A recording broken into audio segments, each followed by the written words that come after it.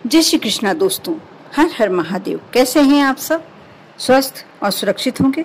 दोस्तों, मंगलवार का दिन हनुमान जी का दिन, और हनुमान जी के पंचमुखी अवतार में जो व्यक्ति दिल से पूजन करता है, श्रद्धा से पूजन करता है, हनुमान जी उसके बेड़ा पार कर देते हैं, उसके जीवन के सारे कष्ट हर लेते हैं।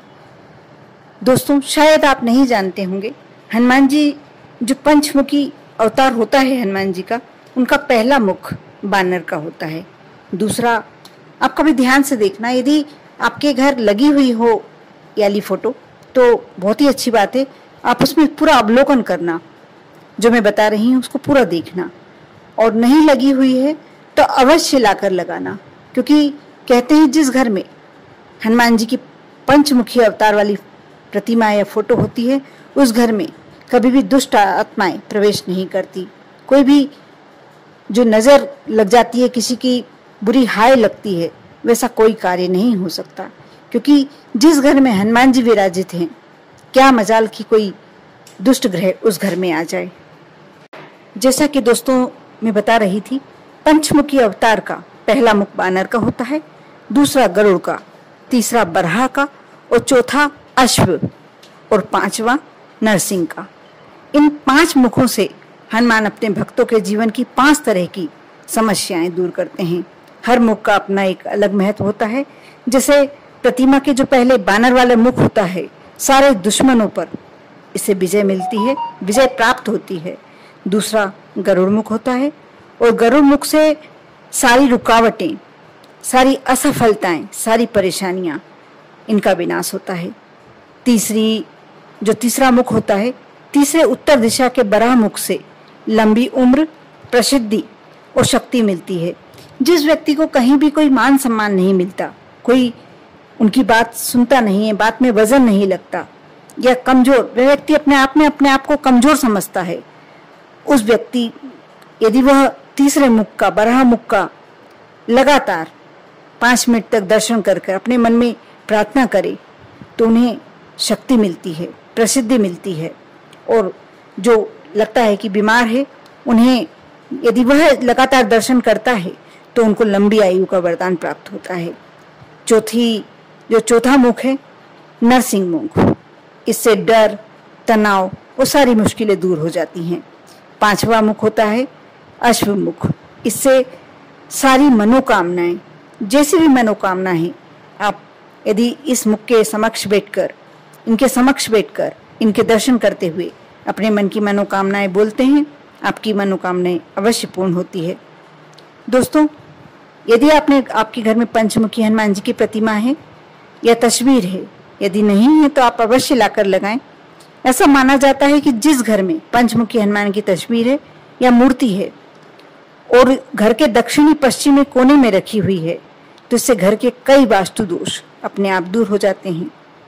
दोस्तों, साथ ही आप एक नारियल के ऊपर थोड़ा सा पूजा का धागा लपेट लें, चावल, सिंदूर और पीले फूल, पुष्प चढ़ाएं। ये नारियल पंचमुखी हनुमान जी को अर्पित करें। चाहे आपके घर में है, यदि आपने प्रतिमा या फोटो रख के रखा हुआ है, तो आप उनके समक्ष भी ये कार्य कर सकते हैं। इससे आप कोई कार्य में लगता है कि आपको लगातार असफलता मिल रही है, उस कार्य में आप सफलता चाहते हैं, तो ये कार्य कर देखें, आपको सफलता मिल जाएगी। यदि कोई बच्चा परीक्षा या इंटरव्यू में सफलता के लिए जा रहा है, तो उसे पंचमुखी हनुमान जी को अनार या लड्डू का भोग लगाना चाहिए। साथ ही केसरिया रंग का झंडा भी यदि मंदिर में दान किया जाए, मंदिर के ऊपर लगाया जाए, तो बहुत ही अच्छे प्रतिफल मिलते हैं। परीक्षा या इंटरव्यू जिसमें आप सफलता चाहते हैं, आपको अवश्य मिलेगी। और पंचमुखी हनुमान की प्रतिमा के सामने, उनके समक्ष बैठकर आप घी का दीपक या तेल का दीपक लगाते हैं और श्री राम रक्षा स्तोत्र का पाठ करते हैं। इससे परिवार में शांति बनी रहती है, आपस में सामंजस्य बना रहता है, तनाव की स्थिति नहीं बनती, क्लेश की स्थिति नहीं बनती, कलह नहीं निर्मित होती। बहुत ही छोटा सा उपाय है, देखने में, करने में। आप करने बैठेंगे तो आपको एक नियम बनाना होगा। ऐसा नहीं कि आपने एक मंगलवार करा और आपको फायदा हो गया, आप दूसरे मंगलवार नहीं करें, ऐसा नहीं कह सकते हैं। लेकिन हाँ, कुछ मंगलवार लगातार करके देखें, अवश्य फायदा होगा। यदि आपका बहुत बड़ा कोई कोर्ट केस चल रहा है और ऐसा लगता है कि आप इसमें निर्दोष हैं। निर्दोष है तभी सी अवस्था में आप यह सोच सकते हैं कि आपको सफलता मिलना चाहिए। यदि आप कोर्ट केस चल रहा है और सफलता पाना चाहते हैं, आप निर्दोष हैं उस केस में, तो आप पंचमुखी हनुमान के सामने शुद्ध घी का दीपक जलाएं और हनुमान चालीसा का पाठ करें। पाठ जब समाप्त हो जाए उसके बाद विनती करें, प्रभु से बोलें कि मेरी गलती नहीं है प्रभु, मैं इस मामले में निर्दोष हूँ, मुझे इससे बरी कराइए। आप देखना बहुत जल्दी कोर्ट केस का रिजल्ट आपके फेवर में आएगा। बहुत छोटे से उपाय हैं और बिल्कुल अचूक उपाय हैं। इन्हें कर देखें, इन्हें एक बार अवश्य आजमा कर देखें। जो भी समस्या आपकी है उस समस्या से संबंधित आप उपाय करें और जो भी मनोकामना है वह करें। अब देखना, अब जिस कार्य के लिए कार्य करते हैं, ये पूजन करते हैं, ये उपाय करते हैं, आपके वह समस्या अवश्य दूर होती है, आपकी वह मनोकामना अवश्य पूर्ण होती है। कर देखें, विश्वास अवश्य रखें। विश्वास बिना कोई भी कार्य पूर्ण नहीं होता है। यह बहुत ही जरूरी बात है कि आपको हर कार्य में विश्वास तो रखना ही होता है।